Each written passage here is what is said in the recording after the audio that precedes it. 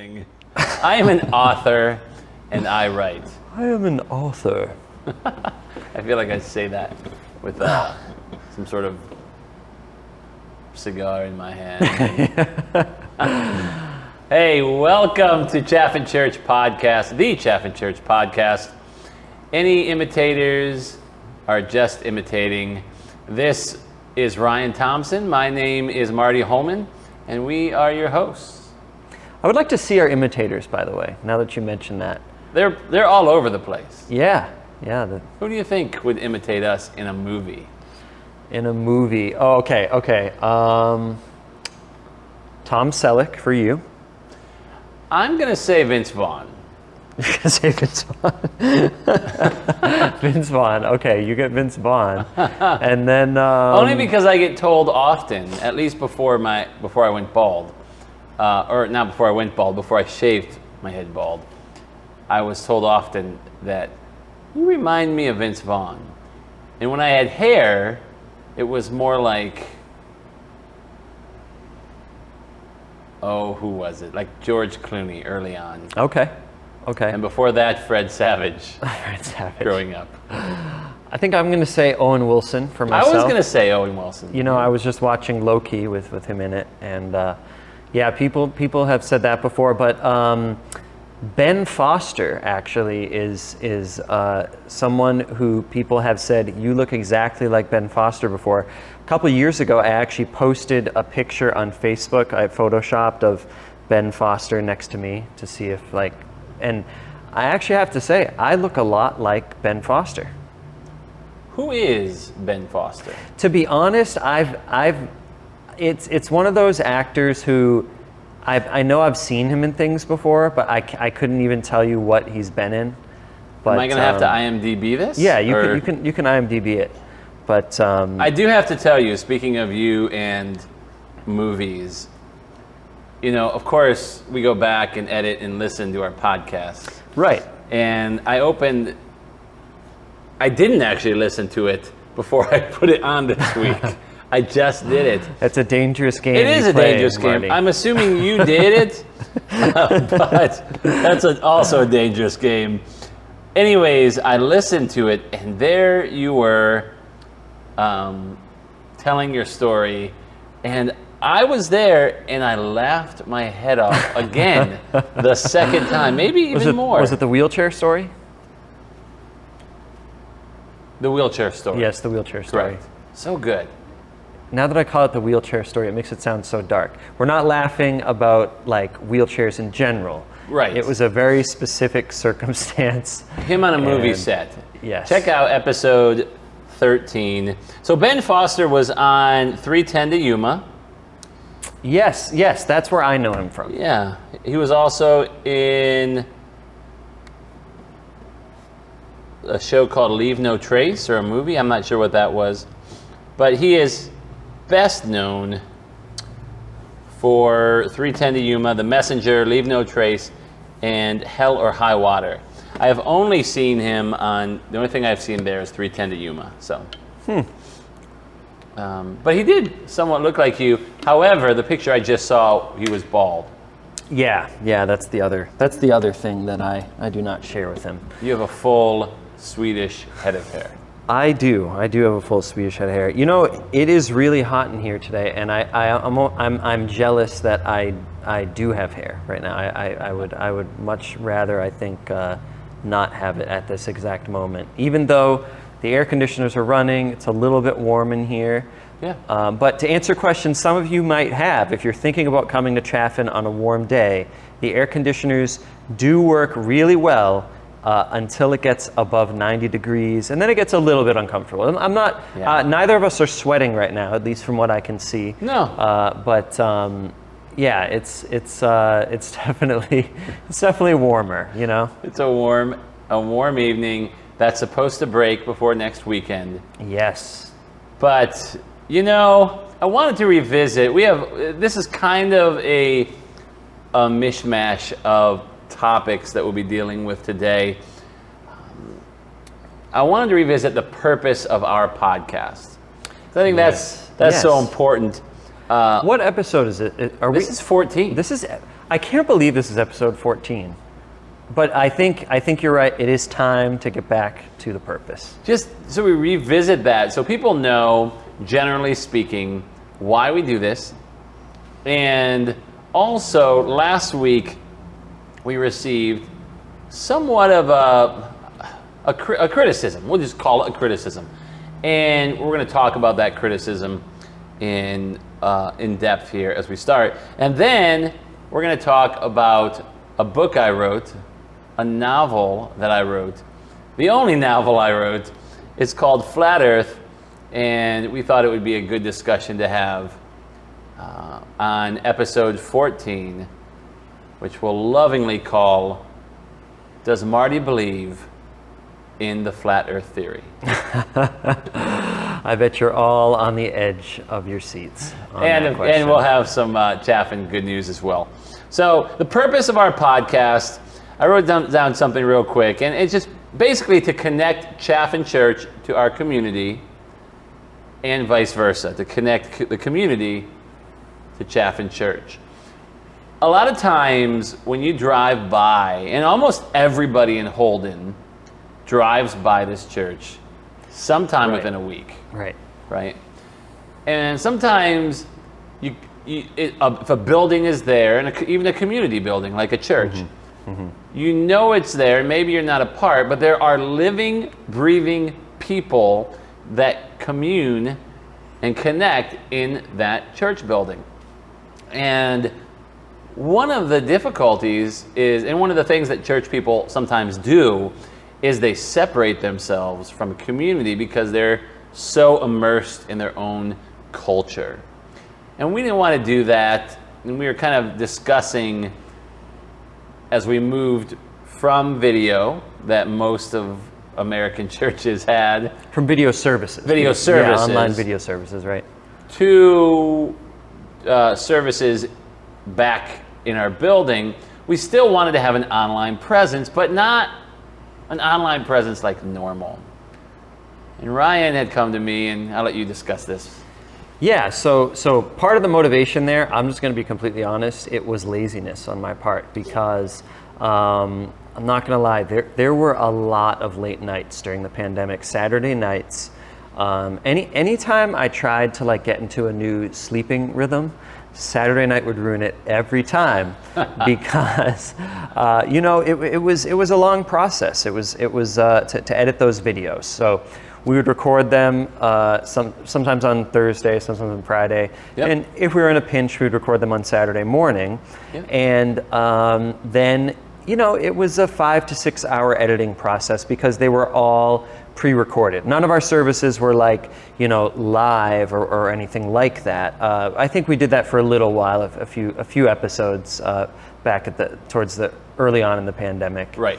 But they were pre-recorded. They took a lot of time to edit, and so I came to Marty and I was like, I just think in a church of our size, we don't really have the volunteer base to be saying, hey, let me grab these 3 really gifted volunteers and make them full-time volunteers on video editing, right? That is not going to be a wise use of our time and our resources and our talents and our treasures. And so basically what I had said to Marty was, what if we changed up the format and went with something called a video podcast? And Marty's face just froze. I think he was, it didn't fall, it wasn't like, oh, this is a horrible idea, but I think he was just thinking to himself,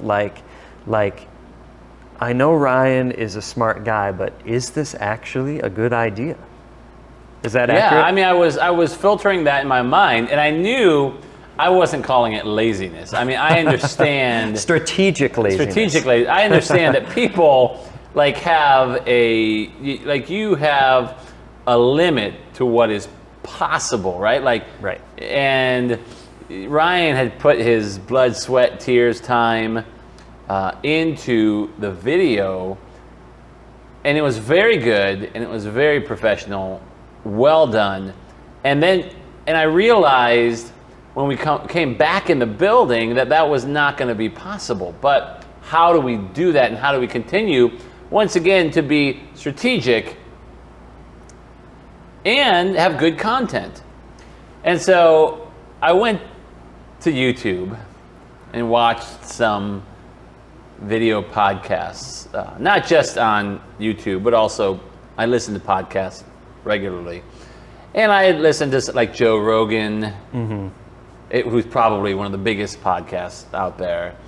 Not as big as us, but almost as big as us. I mean, we had that episode with Tom Cruise a few episodes ago, and that really, that went huge. It was a big one. He's now a Congregationalist. Yeah, yes, he is.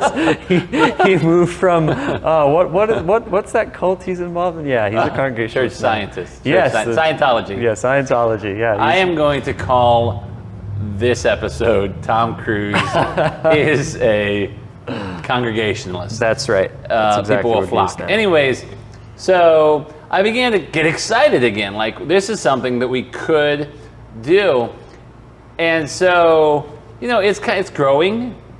You are listening. Thank you for it. Thank you for listening. We just did a series we finished up called the History of Chaffin Church. We didn't know how that was going to go. Actually, all 4 episodes are 4 out of the last 6 highest episodes. As far as 7. listeners. And listeners, yes. Wow. So they did a great job. However, the last episode was 1978 to future, and we got a listener who had a critique. And so I thought, hey, we can talk about this right here, and let's check it out. This lady wrote, I watched your Chapter 12 podcast discussion on the history of Chaffin Church. I don't dispute the accuracy of the very generalized portion of the overview and others provided. Behind the bullet points and anecdotes of what went wrong, and there's quotes there, are the decades of stories about people who came to Chaffin in fellowship and love. We learned and discussed the life and teachings of Jesus. People were married there. Our children were baptized there. Celebrations of the lives of loved ones who passed away were more comforting because we were surrounded by so many people who loved each other. I acknowledge that the church needs to change and evolve, survive, and grow. But if the point of the podcast was to give a history of the church, you missed the mark. I found the jokes, smugness, and overgeneralizations to be unnecessary. It wasn't a true history. It was a story of the demise of Chaffin Church from a very narrow viewpoint. It wasn't a funny topic, and the way it was discussed lightheartedly wasn't necessary. In fact, it felt like a cruel slap in the face to the people, most of whom have passed, that considered Chaffin their second home. The majority of the people there cared, learned the word, worshipped, and loved each other with all their hearts. That's the true history of Chaffin Church. I would just like to say, Ryan, that you are a horrible, disgusting human being. I mean, the first thing I hear in those words is just emotion, right? There's not that her points are not valid, and not that rationality there's no rationale behind what she's saying. Yes. It's just that there are some strong feelings attached to what she's saying, and we understand and appreciate that, and I don't doubt that there were some really difficult things that happened, especially in the 1978 to present period of time in Chaffin Church. Now, with that being said, we were not privy to all of it, and like this commenter mentions, it was a very general history. And by the way, that was as general as it was presented to us. That wasn't us like glossing over things or she mentions that even Anne's history is a generalization. Right. So I took from that, I've been in church, and here's a question.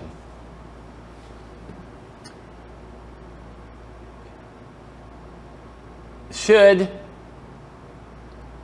churches at present have the wherewithal, or should they make light of past church things?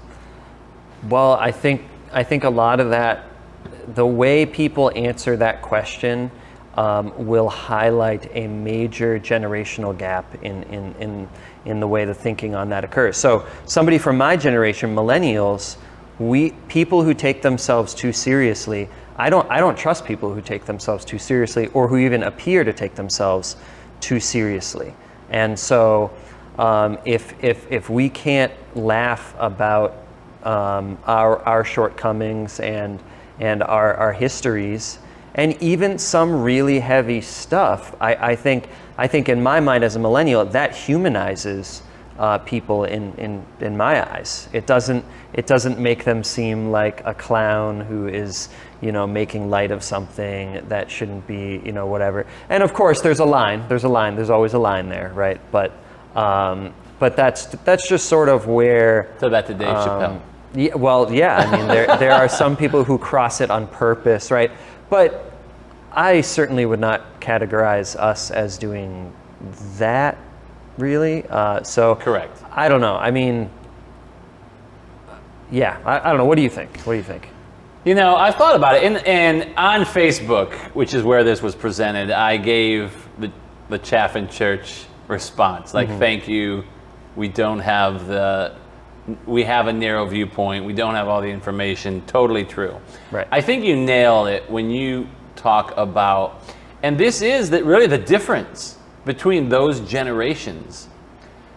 Because even as me, as a Generation Xer, I think that's what I am. If you can't remember, you're probably a Generation Gen Xer. X or higher. Yeah. Right, yeah, X or higher. We have a very, we take things less serious, for the good or bad. My dad is pretty serious. My grandfather even more serious. Well, can I just try to rephrase something you just said? So it's not that we don't take things seriously. We just present them less seriously. All right. Oh, that's a good point. Is that? I think that's a distinction there, right? So right. If you come to Marty with a serious issue, he is going to treat it very seriously, and correct. He's probably not gonna joke about it in that context, right? But when we're talking about something that is really far in the past, it's communal, it's not private, it's not anyone's private information, right? Right. Like that type of thing, we can present it in a little bit of a different light. Well, there's a philosophy difference here too, or which actually makes younger generations feel this way. If you look at the modern mindset believes in the age of reason, the age of enlightenment, believed that you could know everything. Mm-hmm. Everything there was to know, you could know. And so the church world believed that they could know everything, either with tradition, with the Pope, or with the Bible. Later Protestants believed that they could know everything with the Bible, right, and with the help of their pastors explaining the Bible. Later generations realized we just don't know everything. As a matter of fact, a good response to this is, you're right. We weren't there. That's why we take it. So, yes, people did get married there. People lived, died. And I can understand, here's the thing. If we talked about names, if we said names and specific things, that's one thing. We named pastors, but we weren't really blaming them for any. We were just saying, hey, this pastor was during this, phase of the church, right, and everything. And so anyways, we want to connect with our community, but we also are going to have a good time doing it. Right. And it's yeah, it's a hard thing because we were not there to experience that, and so our feelings on that, and if we're being honest, just like most of the people that are now attending Chaffin have no context for that part of the history, Right. So those feelings aren't quite as strong, but we do empathize with you. I mean, yeah, I think empathy is actually is actually something that newer generations do have a lot more of. Because if you go back a few more episodes, I think there's a little bit of this in almost every episode actually, you will know that both Marty and myself have had major church hurts as well. And just so you know that we're being consistent, we joke about that all the time as well. Actually, our most listened to podcast was episode 2, and I think we call it, I think it's called How Are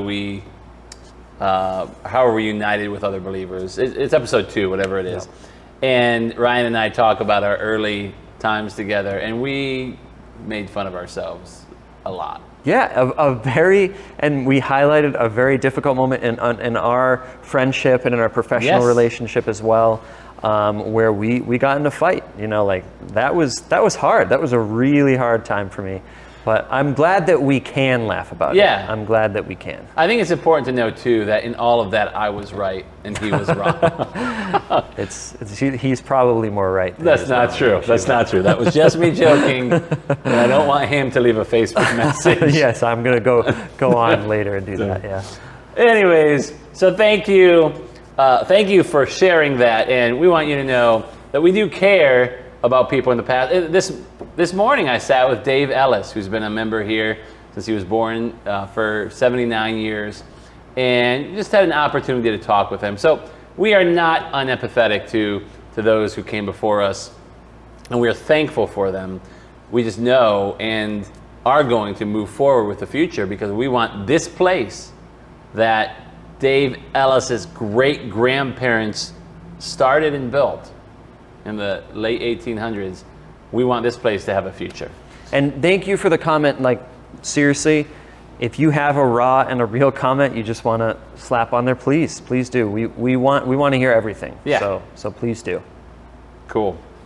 Hey, so a couple years ago, I left pastoring for a short time, and towards the end of that, I started writing a book. It's been a life's goal of mine. I wanted to do it before I was the age of 30, and I didn't. I didn't, yeah.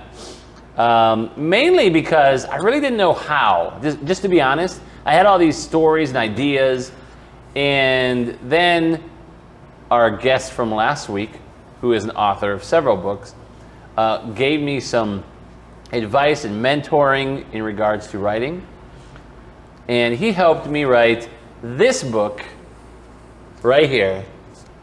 It's called Flat Earth. And whether or not you buy it, I'm not selling it here, but we wanted to talk about it a little bit just because we thought it would be an interesting conversation. Yeah. Ryan, have you read it yet? I have not read it yet. Despite Marty's protestations, I have not read it yet. I really do need to read it. So let's dive in here. Why did you write this book? Like I know you said it's something that you want to do, but like why? So I always wanted to write a book, as you said, but I had no really good ideas. You know, if we ever get to it, I have a story from, and maybe I have shared it a little bit, but I have like a really crazy story from my first 2 years in ministry, 4 years in ministry, and that story I've written some stories about, okay, but never a book.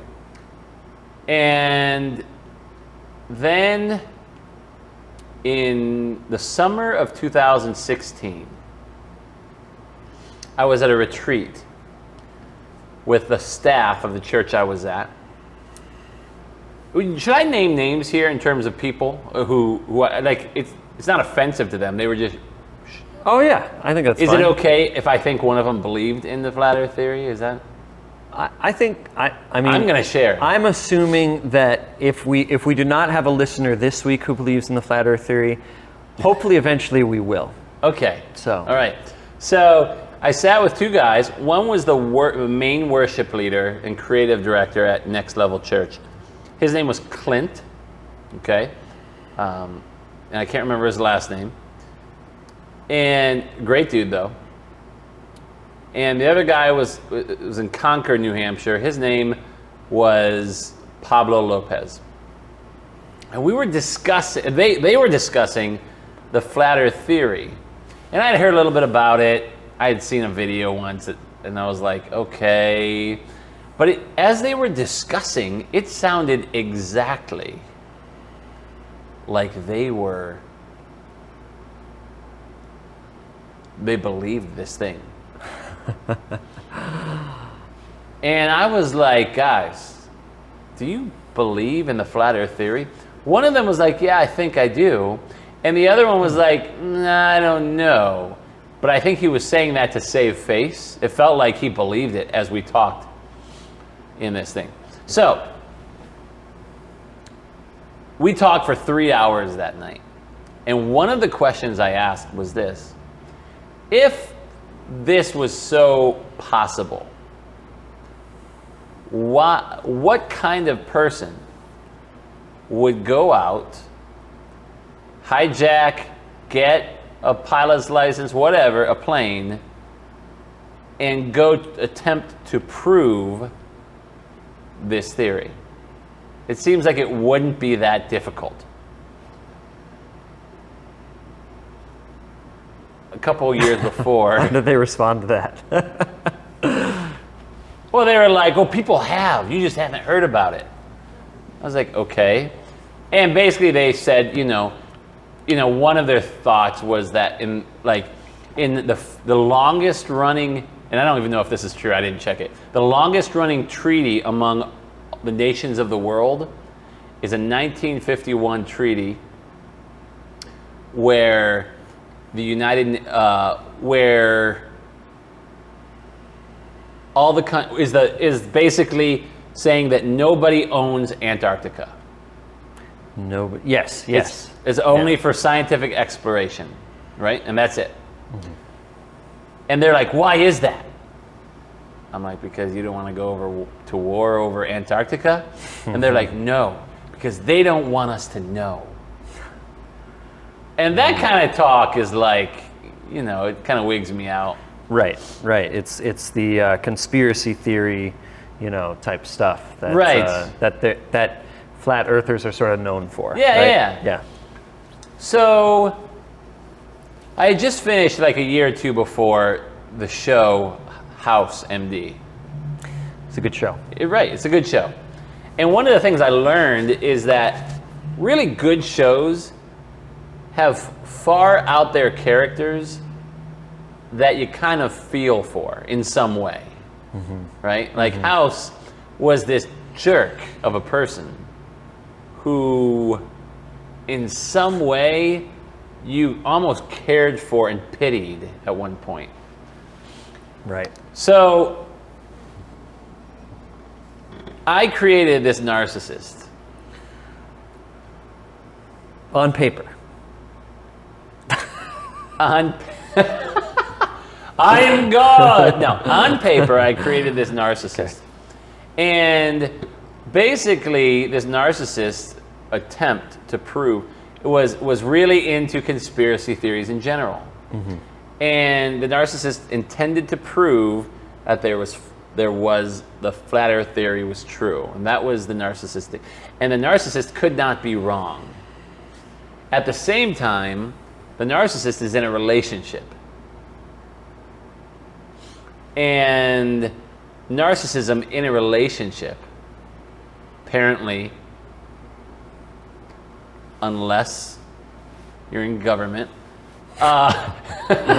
it doesn't work really well. And so that was right on the line.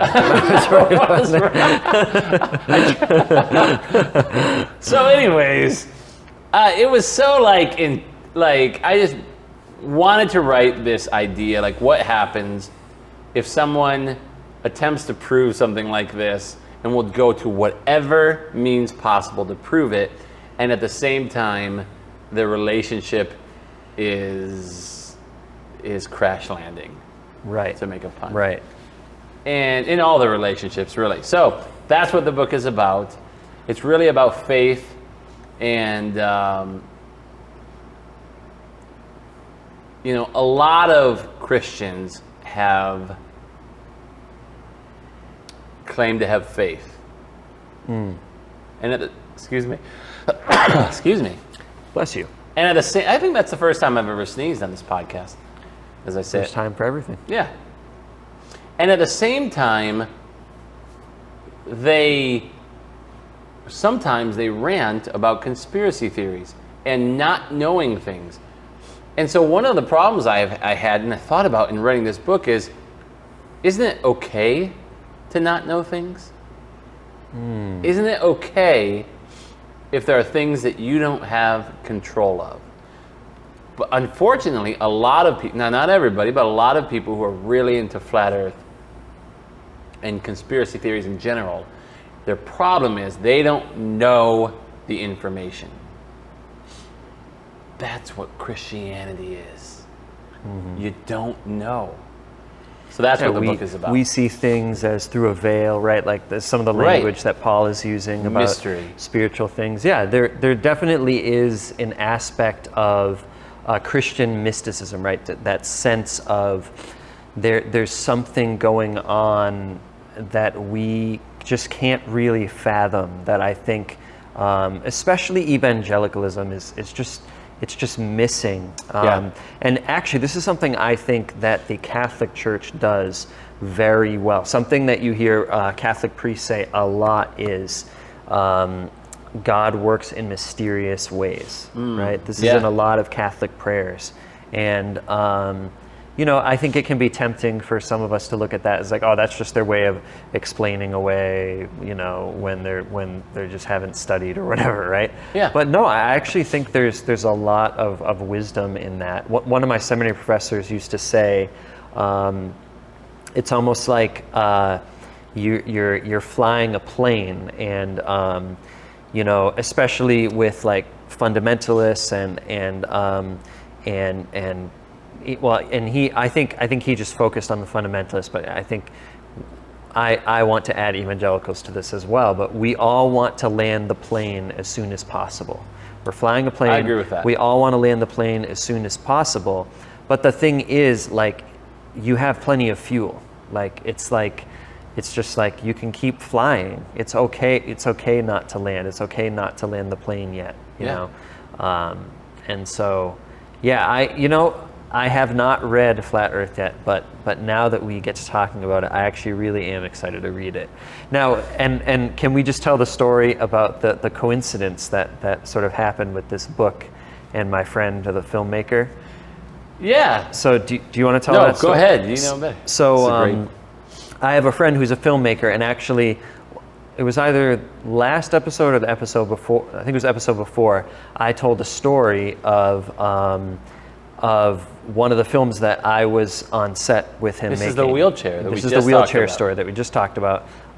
So my friend is a director. We actually grew up making films together. We were just the nerds that would do that. And so he went on to actually go into filmmaking. And so he does commercial film work for his full-time gig, but he makes short films outside of that. And right around the time Marty was writing this book, Marty came to me and was like, hey, I'm writing this book called Flat Earth. And I was like, dude, you're messing with me, right? And he's like, no, I'm writing a book called Flat Earth. And my filmmaking friend actually created a short film called Flat Earth. And you can actually watch this film on YouTube. And the plot is like remarkably similar. Yeah. Like remarkably similar. It is in film format, so I'm sure it's and short film format. Right, it's short film format, so it's much shorter. Like not as much. It wouldn't fill as many pages if it were on paper. Yeah. So that was just kind of a crazy circumstance that just came about. That two people who did not know each other, but were connected by me, I knew both of them, were making this flat Earth story at the same time, with slight differences, or some differences. And again, yours is much more expansive, but. Well, he actually invited me to the premiere. we connected through you, and he invited me to the premiere, which of course got canceled because of COVID. Right. Like literally right. that month. It was March 29th or 28th of that Right, of right. 2020, and I was excited to go. I was going to drive to New York and check it out, and it got canceled. But and then I ended up putting the book out on April 3rd of the same year, which of course I could do because it wasn't canceled. Right. Right. So how can people buy this book if they want to buy Well, it? they can go to Amazon.com and search Flat Earth Martin Holman. It goes under Martin Holman. And that is the only way. I had published it on several platforms, and over time I took those off that particular platform and basically so people could do it on Amazon Kindle, or not Kindle, but Kindle Unlimited. Right. And you can check it out there as well. And so it's been really interesting, the conversations I've had. I had one lady come to me on Sunday and said, "I just read your book. I'm enthralled." And there's a lot of places from this area. It's big in Shrewsbury, and I've taken a setting from this area. So it was a really fun project. I would say that it taught me the importance of sticking to a project and finishing a goal. There's something to that Right? in today's world when, you could just stop writing and go hop on Netflix, right? Yeah. Do you know that, I think you knew me at this time. Did you know me when I was running, or was that a little before your time? Yes, I did know you while you were running. Okay. So I ran in 2011, and 2010 and 11, and I just kept running. I was running, and my goal was to get to a marathon. I ran 20 miles one time. I started on Bullard Street, and I ran all the way to the other end of Route 12. I came down on the summit there, and where the 99 is in West Boylston, Worcester area, and I took Route 12 all the way. Almost to Stafford Street. Wow. I went, and then I came back, and my goal was to run a marathon, and I did that, by the way, fairly easily because I was in that kind of shape. Wow. And then I never ran a marathon. A lot of times we set goals and we get to that place and we don't go after them like fully. And I had gone after it, but then I just stopped because any number of reasons. I finished this book, and I would say I'm thankful to do so. I'll probably write another book, but That also makes me think about just like you just look at all these famous people I don't really know my composers very well, but I don't know if it was it Mozart or Beethoven wrote most of his symphonies while he was a teenager, you know. Here I am at 32 and I'm like, oh man, I'm struggling to make Easy Mac today, It's just like so one of the best stories about writing the book was this. And this made me feel really good. I had somebody come to me who was a friend of my dad's. She was, and I won't really go into detail, but she was kind of on staff, her and her husband, with my dad in the 80s. My dad's a pastor, of course. You met him a couple weeks ago. Right. And she wrote me, and she said,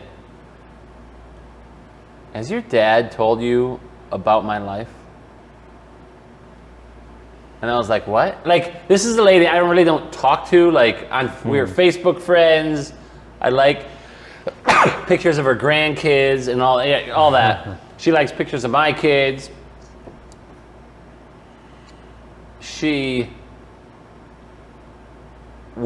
believed that my dad had told her about their marriage or their life or whatever. Yeah. And she'll probably never see this, but she believed that my dad had told me about her life and that I was writing about her life. And it was farthest thing from the truth. My dad this was his best friend. This is my dad's best friend. He is one of my dad's best friends. And I had to write her back and say, honestly, no idea what you're talking about. This book is not about you, but thank you. because you captured some of what real life feels like for someone else, right? Yeah. And really, you're talking about evangelicalism. There is a real intensity with evangelicalism that men are on a higher plane than women. Because Paul says that women should submit to men. Now, it also says that they should submit to one another, but let's ignore that part for a second, right? And so there's this huge, like, a lot of it's narcissism. Yeah. It comes out of narcissism. And so men have looked away in churches at abuse and said, you know what, we don't want to ruin this person's career. We don't want to, blah, blah, blah, blah. Mm-hmm. And I know this is kind of getting out of the way, but I hope to capture the idea that sometimes what we look at as being authoritative or the head of the home is nothing more than narcissism. And women, a lot of times, they have a hard time if they find themselves in the wrong situation early on in life. They can become like beat up puppy dogs. Like, woe is me, I'm sorry. And they don't have to be that way. They have just as much talent, just as much God give. Sure, there are differences, that's okay, but that doesn't mean that they're inferior in any way as men. And I hope to capture a little bit of the narcissism that many men, if not most men, have, including myself, about their manhood. And that is all in that book. Yeah, I mean, I wouldn't say that's a major theme, but it certainly is a theme. Okay. Certainly is a theme. So, There you go. You can get it at Amazon, and would love to talk to you more about it if you get a chance. Feel free to join our Chaffin Church podcast Facebook group. That would be awesome too. That's what we got for today. Chaffin good news. I only have one thing, and it's awesome. Okay. Dan and Amy Benoit, it's their 30-year anniversary this week. Wow, 30 years. 30 years. Actually, it's today.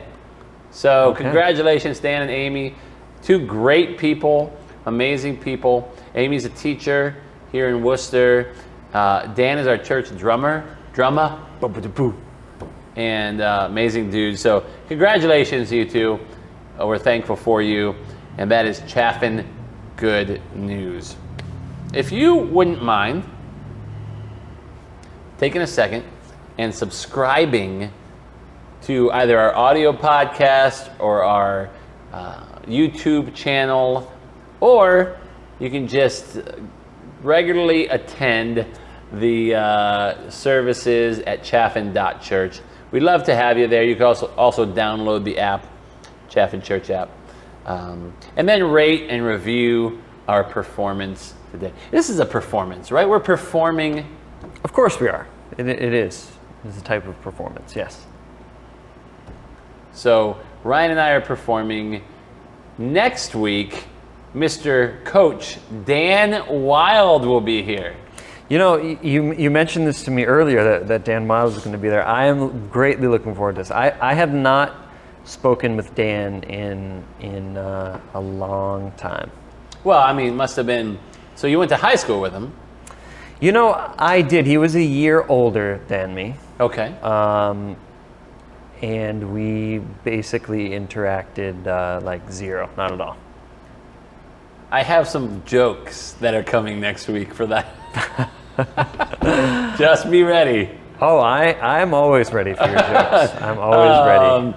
So Dan Wild will be here talking about the Wild Sports Academy summer camp that he has grown here in Holden. And besides that, if you have enjoyed this podcast and enjoy hearing a little bit about what Chaffin Church is doing here in this area, we'd love it if you could support us at chaffin.church/giving, or you could send a text of any giving amount to 84321, or you could send any gifts to 155 Shrewsbury Street in Holden. We are very thankful for that. We love what we do. And that's it. You want to close us out here? That's your good news for today. Now go and give some out.